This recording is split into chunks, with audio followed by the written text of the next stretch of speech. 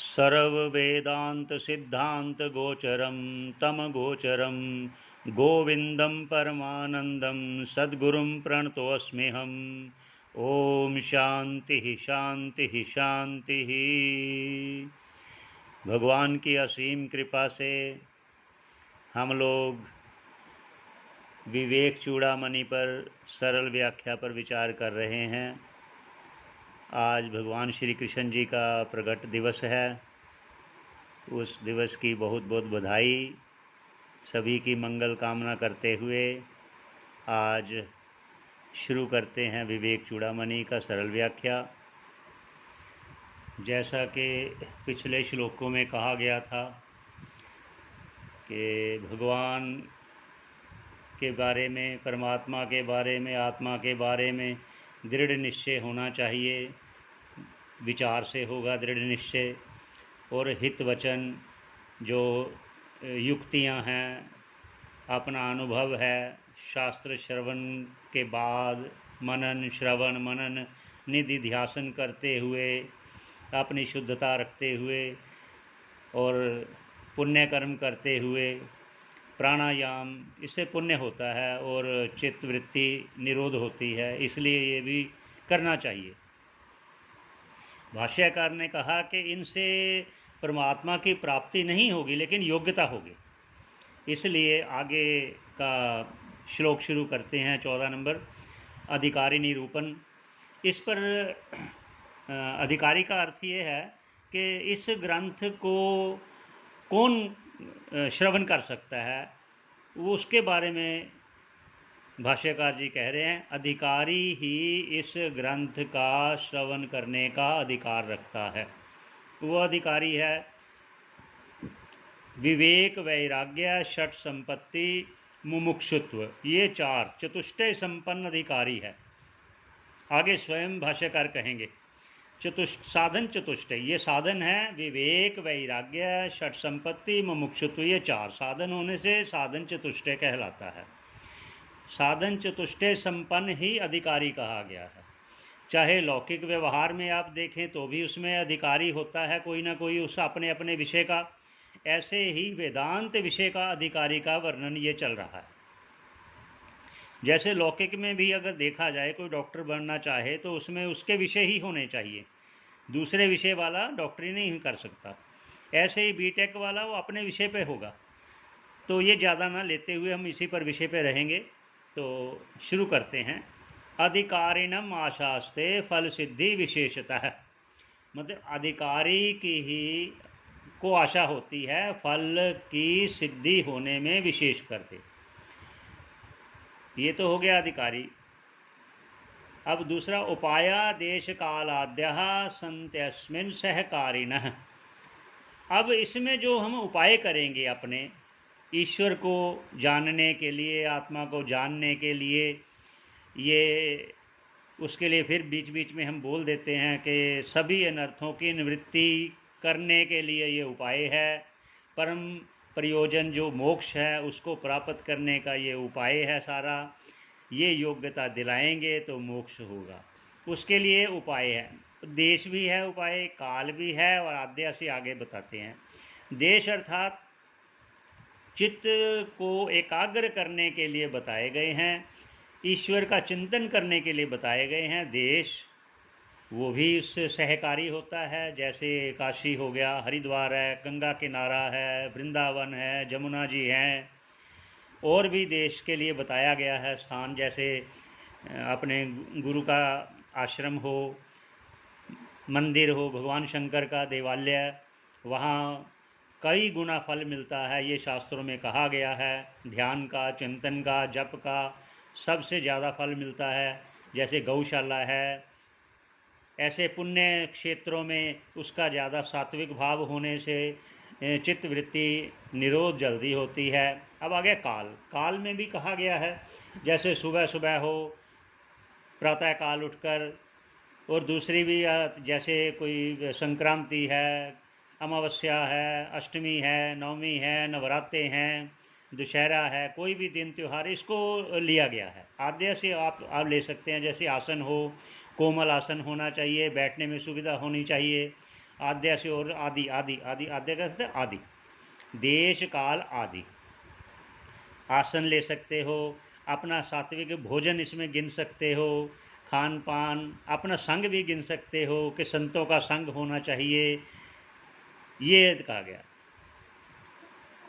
सहकारिणम संति, इसमें सहकारी होते हैं सभी में।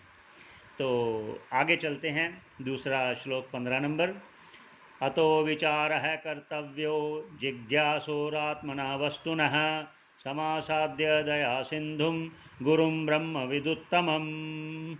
अब कह रहे हैं कि अब जब सभी आपके पास ये सभी योग्यताएं हैं, अतः अस्मात् कारणात्, इन कारणों के कारण आपका कर्तव्य है कि आप परमात्मा का चिंतन में लग जाएं, आप परमात्मा का चिंतन करें, और जिज्ञासु को परमात्मा के चिंतन के सिवा और कोई कार्य नहीं होता, यही कर्तव्य है। और वो फिर कर्तव्य को पूरा करने के लिए उसको समासाद्य दया सिंधुम गुरुम, गुरु के पास जाना चाहिए, जो गुरु दया सिंधु हो, कृपालु हो, दयालु हो, और हित कर वचन करने वाला हो, हिततम हो, और गुरु और ईश्वर के सिवा और कोई हिततम नहीं होता। और इसके बारे में भी और शास्त्रों में कहा गया, अब विस्तार से नहीं जाते।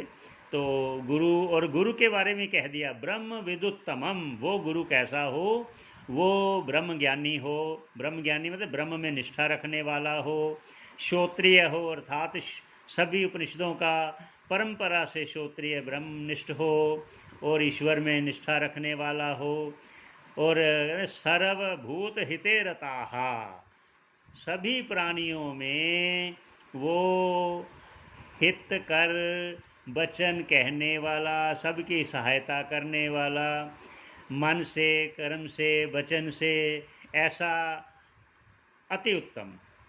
इसलिए ये उन्होंने उसकी भी व्याख्या दी। उसके बाद आगे फिर ये देखिए, ये तो उन्होंने गुरु के बारे में ही कहा, अब फिर वो शिष्य के बारे में भी बोलेंगे कि शिष्य भी कैसा होना चाहिए। अभी तो अधिकारी का कहा ना, फिर शिष्य भी कैसा हो, ये तो उन्होंने बोल दिया कि गुरु ऐसा हो, अब शिष्य के बारे में भी कहेंगे।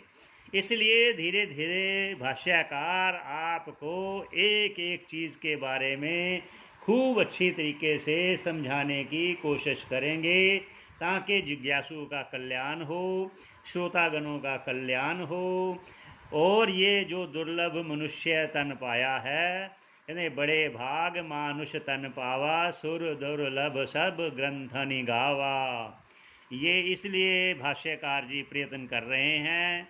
आगे कहते हैं, आगे का श्लोक लेते हैं 16 नंबर।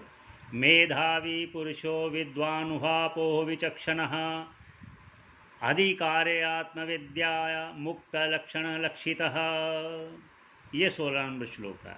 मेधावी पुरुषो, मेधावी पुरुष, मेधावी जो बुद्धिमान हो, बुद्धिमान का अर्थ है कि जो गुरु द्वारा सुना गया वेदांत वाक्य, वेदांत युक्ति, वो सभी तुरंत वो अपने मन में उसको याद रखने की कोशिश करे, वो मेधावी, वो पुरुष। यहाँ फिर उन्होंने पुरुष का शब्द इस्तेमाल किया है कि पुरुष का अर्थ कोई भी आ सके, स्त्री को भी उसका निषेध नहीं किया, लेकिन ये उनको सुविधा है पुरुषों के लिए, इसलिए वो उन्होंने इसका शब्द का इस्तेमाल किया। और वो फिर विद्वान, विद्वान अर्थ वो उसको सारा पता होना चाहिए ना कि ये ग्रंथों में मैं अधिकारी तो बना, लेकिन इसमें मुझे क्या योग्यता मिलेगी, मेरा क्या प्रयोजन है, ये सारा उनको होना चाहिए, विद्वान इसलिए कहा। और ऊहा पोह मतलब वो तर्क वितर्क शास्त्र के अनुकूल करने वाला हो, विचक्षण हो, उसकी ऐसी विलक्षण बुद्धि होनी चाहिए तर्क वितर्क करने में। ये नहीं कि जो गुरु ने कह दिया वो मान लिया, हाँ जी ठीक है, ऐसा नहीं। वो जो गुरु कहता है उस पर अपना तर्क, अपना विचार, अपना मत रखे, फिर शंका का निवारण हो, उसके बाद फिर आगे का शुरू करते हैं। ये ऐसा जो अधिकारी है वो आत्मविद्या, मतलब आत्मविद्या परमात्म विद्या एक ही बात है। आत्मविद्या का लक्षण वाला कहा गया है ऐसा अधिकारी। अब ये अधिकारी, जैसे गुरु के बारे में उन्होंने बोला, अब वो पुरुष, वो अधिकारी मेधावी होना चाहिए, तर्क वितर्क वाला होना चाहिए। तर्क वितर्क भी वो होना चाहिए जो शास्त्र सम्मत हो, ऐसा नहीं होना चाहिए, कुतर्क नहीं होना चाहिए जो शास्त्र से बाह्य हो। इसलिए ऐसा उन्होंने इसकी भी योग्यता बता दी। अब आगे फिर वो अगला श्लोक लेंगे, इसी पर विश्राम देते हैं। ओम पूर्णमदः पूर्णमिदं पूर्णात् पूर्णमुदच्यते पूर्णस्य पूर्णमादाय पूर्णमेवावशिष्यते। ओम शांति शांति शांति।